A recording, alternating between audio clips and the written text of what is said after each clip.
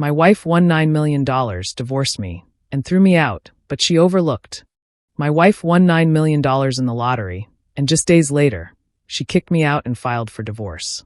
It was the ultimate betrayal, but what they forgot was the one document they'd forced me to sign, the very one that ultimately saved me from ruin. I grew up in a quiet 3-bedroom house, where the air always smelled of fresh laundry and my mom's home cooking. Life was simple, honest. I worked hard, from bartending to managing a sporting goods store, building a life from the ground up. My wife, on the other hand, came from a world I barely knew. Her parents, Phil and Meryl, were wealth. They owned properties, drove luxury cars, and threw parties that cost more than my annual salary. Meryl, especially, was a force, tall, imposing, with a quiet power that could make you shrink with just a raised eyebrow or a casual remark that felt more like a veiled threat. When my wife and I got engaged, their true fear became clear: outsiders taking their family's wealth. They saw me as an intruder, despite years of dating. Before we could even pick a wedding date, Phil insisted I sign a prenup.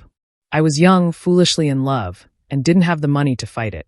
It's just a formality, I told myself, to appease her parents. Love is the only promise that matters, right? The day I signed it is burned into my memory, a warm afternoon in their colossal house. Meryl slid the document across the mahogany table, a pen following like a cold business transaction. My wife stood by, silent, and that silence cut deeper than any words could have. The contract stated that any family gifts or inheritances remained hers. But here's the kicker. Any big item we acquired together, like a house or, God forbid, lottery winnings, would be considered marital property. It struck me as odd, even then, but all I truly wanted was to marry her. 6 months later, we had a beautiful lakeside wedding. My parents, despite being overwhelmed by the opulence, were endlessly supportive. My dad, ever the pragmatist, eyed my in-laws with a tense expression. He'd always taught me to trust my gut, but I thought love would smooth away all doubts. For the first few years, things were normalish. We lived in a condominium her parents had helped us get. I made the monthly mortgage payments, oblivious to the subtle strings attached. Looking back, that gift was a leash, a tool for control. Our marriage had its usual squabbles, mostly about money and her parents' constant interference. They'd show up unannounced, redecorate our living space, or buy us furniture we didn't need. My wife would just shrug it off, calling it supportive. But it drove me insane. Then the bottom dropped out. My wife called, absolutely ecstatic. She'd won $9 million on a random lottery ticket from a gas station. My heart soared. I pictured us quitting our jobs, traveling the world, starting fresh. But my excitement quickly soured. She insisted we keep it a secret, even from my own parents. She became strangely paranoid, talking about lawyers I'd never heard of, claiming the money correctly. When I asked to join these meetings, she told me I'd be out of place. That stung. A lot. By the way, if you're still hooked on this wild ride, make sure to hit that subscribe button. You won't want to miss what else is coming. I had no idea the real shock was about to hit. One afternoon, I dragged myself home from work, exhausted, to find her and her aunt rifling through drawers. She looked up, utterly emotionless, and casually announced she was filing for divorce. "Pack your bags," she said, "and leave. This apartment is in my name." I was floored. My heart didn't just break, it shattered. I paid the monthly mortgage. But clearly, her father's down payment and her newfound millions had suddenly rendered me utterly useless. I called my dad, my voice cracking, telling him I'd just been thrown out of my own home. It felt like the ultimate betrayal. And then came the biggest shock of all. My father-in-law, Phil, sent his personal attorney to protect her. They wanted me out, gone, so they could keep every cent of that lottery money separate. Except, in their haste, in their calculated greed, they'd forgotten about the very prenup they'd forced me to sign. The one meant to protect them? It now protected me. It declared that any windfall obtained during our marriage was a shared asset. An accidental back door, left wide open. Suddenly, I understood. If they pushed for divorce immediately after the jackpot, they might lose everything. I decided right then and there. I wasn't going to just fold. My father, bless his practical heart, told me to stay calm, find a lawyer outside their suffocating social circle, and prepare for war. I spent a few nights at my parents' house, the shock slowly giving way to a burning resolve. My mom was livid, recounting every slight from my in-laws over the years. My dad, though outraged, was already making calls. First thing the next morning, I sat in a lawyer's office, a mix of simmering rage and fragile hope churning inside me. I laid out the whole story. The forced prenup, the $9 million, the brutal eviction. My lawyer, a seasoned family law attorney, just chuckled as he reviewed the document. They shot themselves in the foot, he said, a glint in his eye. This language specifically lumps lottery winnings under marital assets. Unless a judge does some wild legal interpretation, you're entitled to a substantial portion. It was a lifeline. Their fear of me claiming inherited wealth had blinded them to the possibility of a jackpot. My lawyer warned it wouldn't be easy. My in-laws were rich, connected, and would throw everything they had at me. But he believed we had a strong case. Within days, Phil left me a chilling voicemail, demanding I back off, claiming I deserved nothing. Then Meryl cornered me outside my parents' house, condescendingly offering a pathetic silent exit. A paltry sum she called generous for someone of my background. I looked her dead in the eye and said, "We'll see each other in court." Her jaw dropped. She was clearly unused to anyone refusing her money. It felt good to stand my ground. With negotiations at a standstill, my lawyer filed petitions to prevent the lottery money from being hidden or moved. This incensed my in-laws. They started spreading rumors, calling me a gold digger, claiming I'd preyed on their innocent daughter.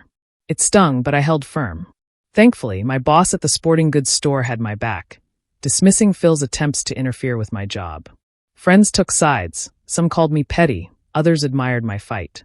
The stress was unbearable, but I refused to break. Finally, after weeks of fruitless back and forth, we got a court date. My wife was nowhere to be seen personally, practically under her parents' protective wing, letting her lawyers do all the talking. They painted me as a leech who contributed nothing. My lawyer, calm and precise, countered with financial records, bill sharing, and that specific prenup clause about windfalls. He detailed how I'd been violently kicked out of our shared home. The judge, a severe woman in her 50s, listened intently. By midday, it was painfully clear that their own prenuptial agreement was a double-edged sword. The very document meant to safeguard their wealth was now poised to hand a massive chunk of that lottery prize directly to me. The judge directed both parties to prepare for a more formal hearing on asset division, making it clear she viewed the lottery as a significant marital asset subject to equitable division. Phil, clearly shaken but still furious, muttered, "This is far from over," as he passed me outside the courthouse. His lawyers, in desperation, tried everything to revise the prenup's terms, arguing the intent wasn't to include lottery winnings. The judge dismissed them, citing the plain text. Meryl tried one last time, cornering me, warning me I'd regret hurting her family. I told her straight up, "You started this by pushing me out." Then my wife called, leaving an emotional voicemail, wanting things to end amicably, even suggesting we could recover some of our relationship if I just agreed to a secret settlement. If they had treated me fairly from the beginning, maybe. But after the intimidation, the lies, the forced removal, my trust was annihilated. My lawyer advised against any back-channel talks. We had the law on our side. Finally, the day for the final hearing arrived. The courtroom buzzed. My parents sat silently in the back, a steadfast presence. The judge, reviewing the amended documents, called for final remarks. Phil's lead lawyer took one last venomous shot, portraying me as a crafty opportunist who'd exploited a loophole. My lawyer responded with cold, hard facts. 1. They forced the prenup. 2.